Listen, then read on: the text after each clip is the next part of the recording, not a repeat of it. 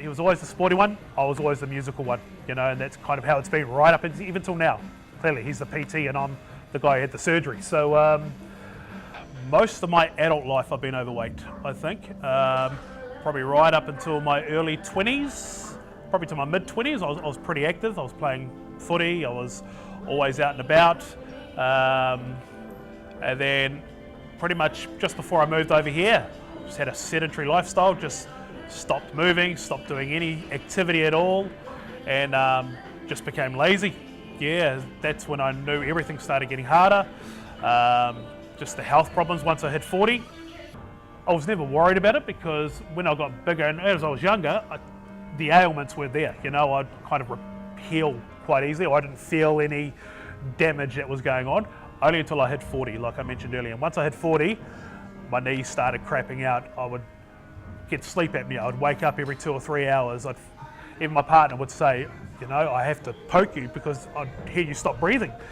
I would look at myself in the mirror and I could physically see myself getting bigger and bigger and bigger, and my clothes were getting smaller and smaller and smaller, and it's just a real mind thing. Like, you just lose all self-respect for yourself. You don't want to go out, you don't want to socialise, you don't want to be in photos, you really just become withdrawn.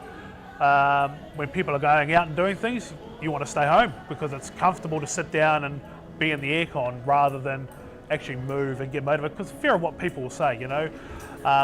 One of my biggest fears with kids are just ruthless, you know, just they'll stare at you as you walk by and you know exactly why they're staring at you. So that was a deep-seated thing in the back of my head, like I just didn't want people to see me, and so it made me feel crap, to be honest. Yeah, it was just a bad time, the last probably 5 years more than anything. And I just got to a point where I just hated feeling that way, you know, knowing people saw me for just what they see rather than knowing who I am.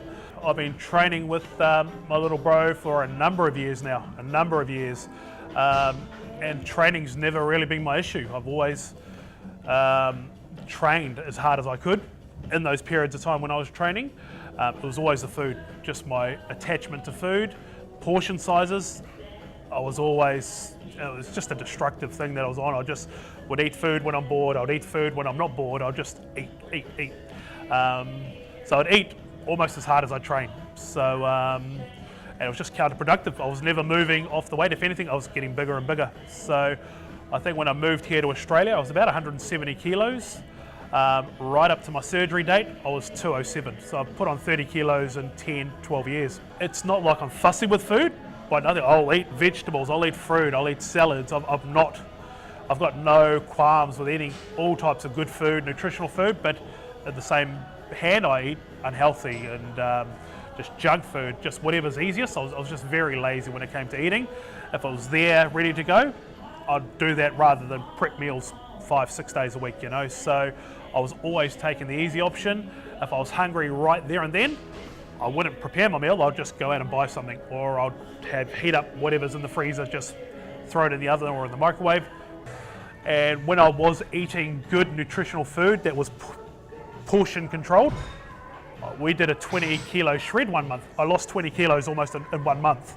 So I knew if I focused and ate my food and trained hard, the results were there, but it was just such a yo-yo. I could never just stick to it more than 2 or 3 months at a time, you know. So in my head, I know what I had to do, you know. It's never been like I'm just ignorant or I'm uneducated. Yeah, for me to watch the change in my brother over the years has obviously been very hard for me. Obviously, because we're so close. I mean, he's my family, he's my brother. I feel his pain. I grew up, I know him better than anybody. I know what he's been through. I've been through the same thing. We just dealt with our upbringings differently. That's all. He chose one way to go with it. I chose another way to go with it. I feel he chose a negative, self-destructive way, which led him down the path that he's gone down. And I used the pain that I feel we both suffered as kids growing up and channeled it towards physical, sport. I used all that pain and anguish and just pushed it into sport, and he just bottled it up. Our mum was a drug addict. Our dad drank a lot. There was a lot of domestic violence. There was a lot of shite in our house. It wasn't a house that you'd want to be raised in as kids. It wasn't. I don't care what you say, the things that we sort of grew up with and had to go through have long life-term effects on you.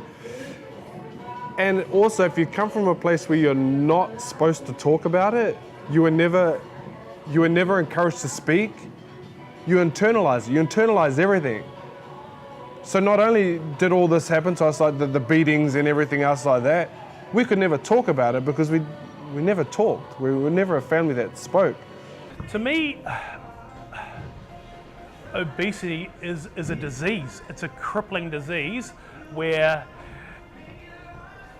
the general normal public who see someone who is obese walking past them in the street or see them eating a meal in a restaurant or it's more than what you're seeing. You can't just do a quick judgment and think he is fat or she is unhealthy because they're eating a 12-pack of nuggets. It's not like that at all. It's hard to understand it if you don't know anyone that's gone through it. And you really have to sit down with someone and hear their story. You have to, because it's not a quick fix thing. I can't just say because this and this. Until you know someone who's struggled with it, who's gone through a lifelong journey to be better or be healed from it, you're never ever going to know if you've never experienced it yourself, because there's so many things mentally, physically, even spiritually. There's so much more to just obesity than just a fat guy not eating properly or who's sitting on the couch watching Netflix 12 hours a day. It's more than that. You've got to really understand and know the person who you're judging. There's so many triggers that make someone become obese. Family tragedies, your own personal tragedies, bad lifestyle choices. These can all make up why someone becomes the way they are, So that's the only thing I can say. Get to know the person you're judging before you pass judgment on them. Then you'll have a better understanding.